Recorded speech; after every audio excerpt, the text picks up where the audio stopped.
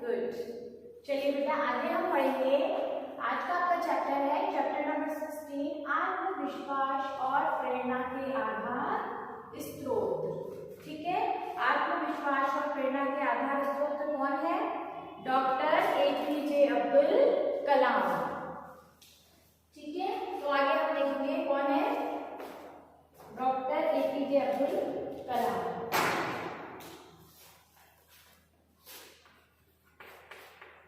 Doctor APJ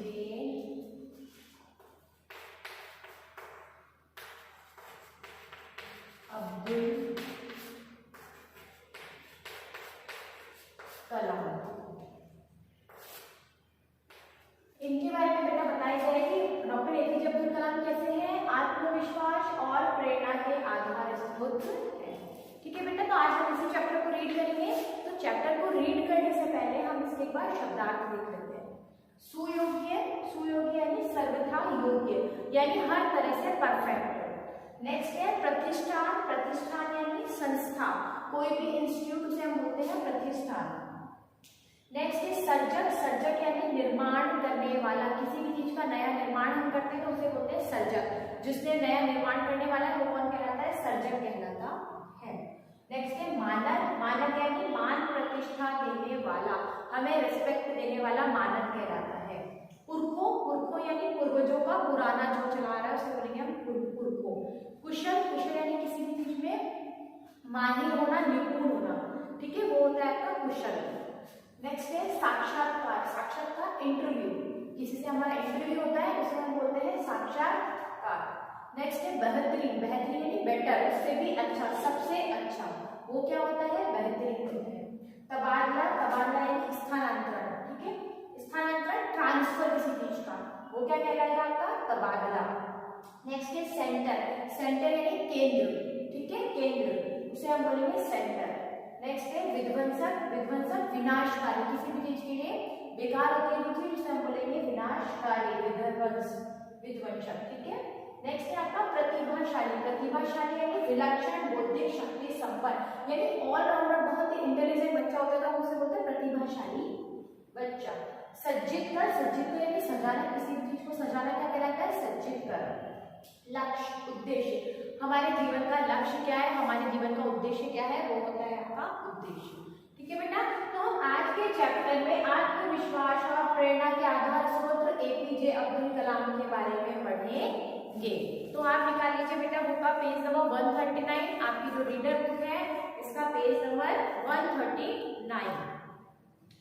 भारतीय गणतंत्र के 11वें राष्ट्रपति डॉक्टर अब्दुल पाकिर जैनुलाब्दीन अब्दुल कलाम का जीवन साधना, संवेदना, त्याग और राष्ट्र चिंतन की भावना से परिपूर्ण था।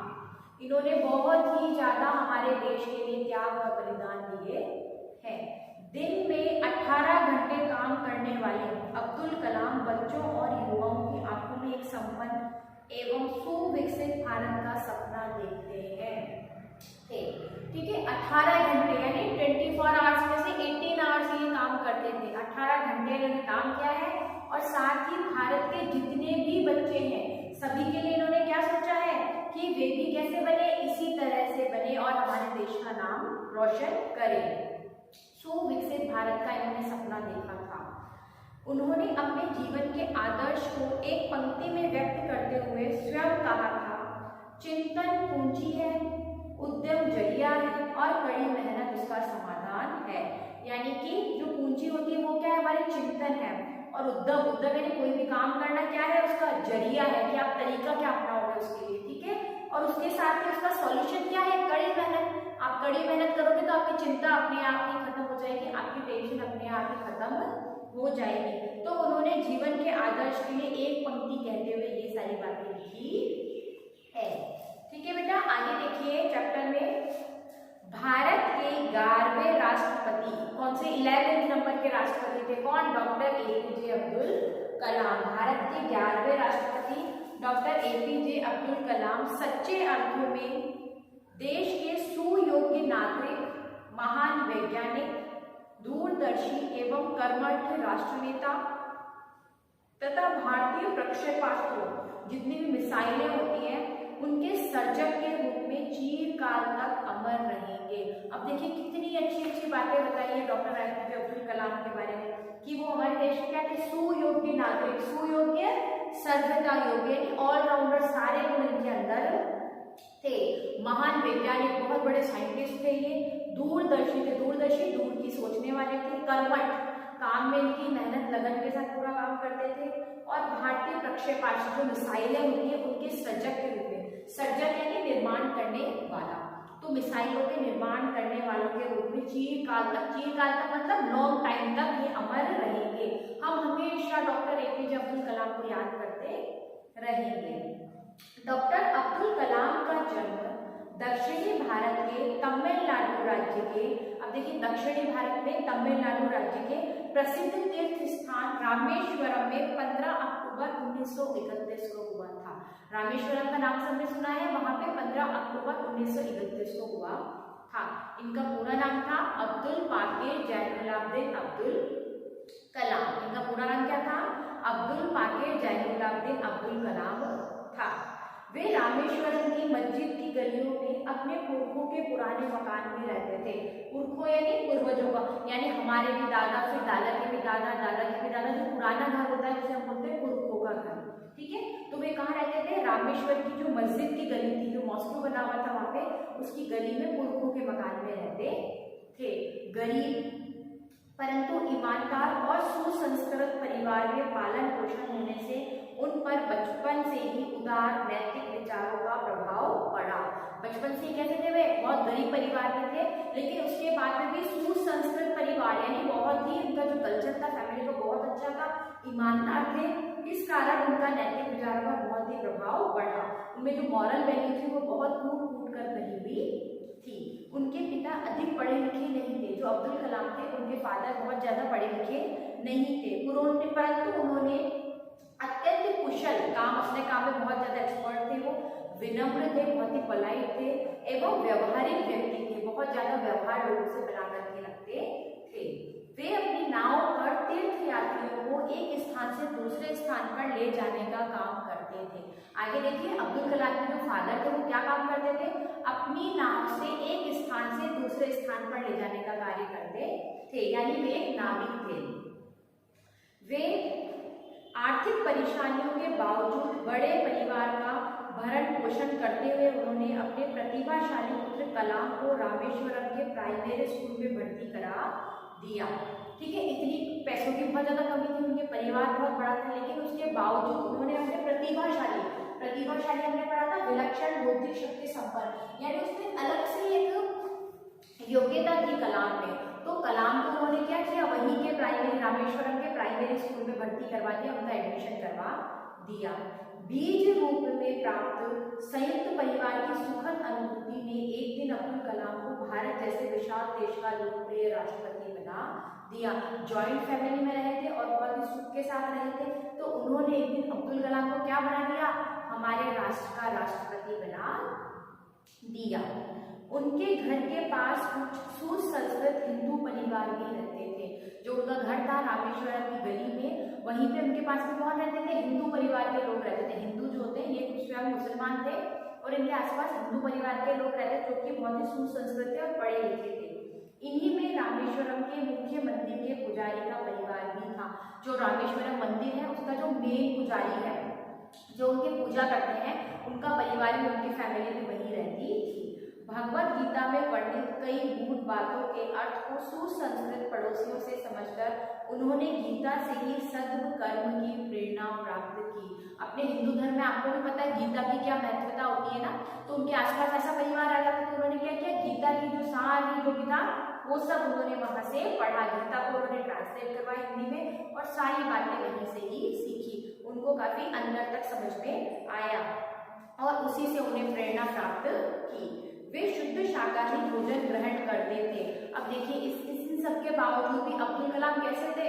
शुद्ध शाकाहारी भोजन पर ही विश्वास रखते थे, शुद्ध शाकाहारी भोजन ही ग्रहण करते थे। 13 वर्ष की अवस्था में उन्होंने रामेश्वरम के सेकेंडरी स्कूल में पढ़ने के लिए अपने पिता से अनुमति मांगी। इससे पहले वे कौन से स्कूल में पढ़ते थे? प्राइमरी स्कूल में पढ़ते थे, जो कि 5th तक होता है। उसके बाद उन्होंने कैसे स्कूल में, सेकेंडरी स्कूल में पढ़ने की परमिशन मांगी कि क्या मैं सेकेंडरी स्कूल में पढ़ सकता हूँ। सेकेंडरी यानी 10वीं तक का जो विद्यालय होता है उसे हम बोलते हैं सेकेंडरी स्कूल तक पढ़ने के लिए पिता से अनुमति मांगी। ईसाई मिशनरी द्वारा स्वचालित स्वार्ट्स हाई स्कूल में उन्होंने दाखिला लिया। स्वार्ट्स के नाम से स्कूल था, मिशनरी स्कूल, जो कि इसका होता है ईसाई धर्म का होता है, ठीक है। तो उनमें उन्हें दाखिला मिला और उन्होंने छात्रावास में रहते हुए, छात्रावास मतलब क्या होता है, हॉस्टल, हॉस्टल में रहते हुए परिश्रम पूर्वक अध्ययन करने लगे। और हॉस्टल में रहते हुए बहुत ही मेहनत और लगन के साथ में उन्होंने अपनी पढ़ाई कंटिन्यू रखी। प्रतिभाशाली एवं मेधावी कलाम ने शीघ्र ही अध्यापकों का दिल जीत लिया। बहुत ही इंटेलिजेंट थे और बहुत ही प्रतिभाशाली थे, विलक्षण बुद्धि संपन्न थे। तो उन्होंने क्या किया, बहुत ही जल्दी अपने अध्यापकों का दिल जीत लिया था। वर्ष 1950 में उन्होंने तिरुचिरापल्ली के सेंट जोसेफ कॉलेज में दाखिला लिया और 1950 में उन्होंने क्या किया, तिरुचिरापल्ली का जो है सेंट जोसेफ कॉलेज, वहां पे उन्होंने एडमिशन लिया। दाखिला मतलब होता है एडमिशन लेना। बीएससी परीक्षा उत्तीर्ण करने के बाद उन्होंने मद्रास प्रौद्योगिकी संस्थान MIT में उन्होंने प्रवेश लिया। वैमानिक अभियांत्रिकी पाठ्यक्रम एविएशन इंजीनियरिंग कोर्स का चुनाव किया, ठीक है। आगे उन्होंने किसका चुनाव किया, इंजीनियरिंग की क्लासेस का चुनाव किया। 3 वर्ष पढ़ाई करने के बाद प्रथम श्रेणी में परीक्षा उत्तीर्ण कर 3 साल उन्होंने पढ़ाई की। उसके बाद फर्स्ट डिवीजन से वे पास हुए और उन्होंने उसके बाद उन्होंने DMIT की डिग्री प्राप्त की। DMIT की उन्होंने डिग्री प्राप्त की। एयरोनॉटिकल इंजीनियरिंग में ग्रेजुएशन एवं सफलतापूर्वक प्रशिक्षण पूरा करने के बाद वे नौकरी के लिए उन्हें भारतीय वायुसेना में भर्ती होने और रक्षा मंत्रालय के अंतर्गत तकनीकी विकास तथा उत्पादन निदेशालय के निदेशक का कार्यभार संभालने के 2 विकल्प मिले।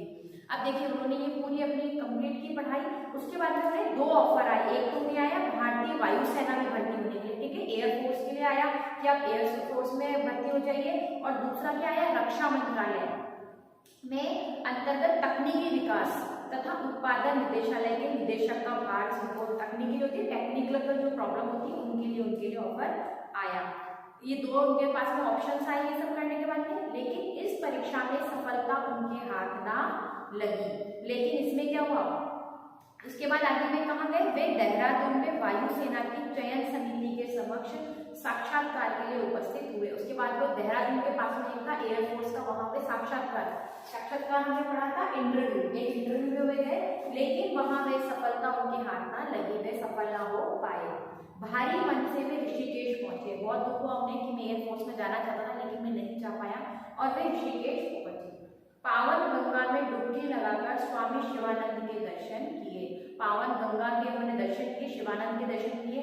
स्वामी जी ने उन्हें जीवन के उतार चढ़ाव के विषय में ज्ञान देते हुए कहा, निराश मत हो। जो स्वामी जी थे शिवानंद, उन्होंने उनसे बोला बेटा निराश मत हो, संभवतः ऐसा परिणाम किसी अन्य बेहतरीन और उत्तम कार्य के लिए हुआ है। कई बार क्या होता है बेटा कि हम बहुत प्रयास करते हैं लेकिन उसके बाद भी हम सफल नहीं हो पाते, और जब हम सफल नहीं हो पाते तो हमारे मन में क्या आता है कि हम निराश हो जाते हैं। लेकिन हो सकता है कि हमारे लिए इससे बेटर हो आगे, है ना। तो कभी हमें क्या करना है, होपलेस नहीं होना है, हमें ये सोचना है कि हो सकता है हमारे लिए इससे बेटर आगे ऑप्शन हो। तो वही चीज इनके साथ भी हुई थी। उन्हें स्वामी जी ने यही बोला कि कोई बात नहीं, निराश मत हो सकता है आपके लिए इससे भी बेटर आगे हो। अपने आप को ईश्वर की इच्छा पर छोड़ दो। आगे क्या बोला डॉक्टर APJ अब्दुल कलाम को उन्होंने, कि आप अपनी इन सब चीजों को किस पे छोड़ दो, ईश्वर पे छोड़ दो। आप प्रयास करोगे तो आपको अपने आप की सफलता प्राप्त होगी, ठीक है बेटा। तो ये चैप्टर आपको यहाँ तक रीड करना है बहुत अच्छे से, और कोई भी प्रॉब्लम आएगी तो आप मुझसे लाइव क्लास में पूछेंगे, ठीक है। Thank you, have a nice day.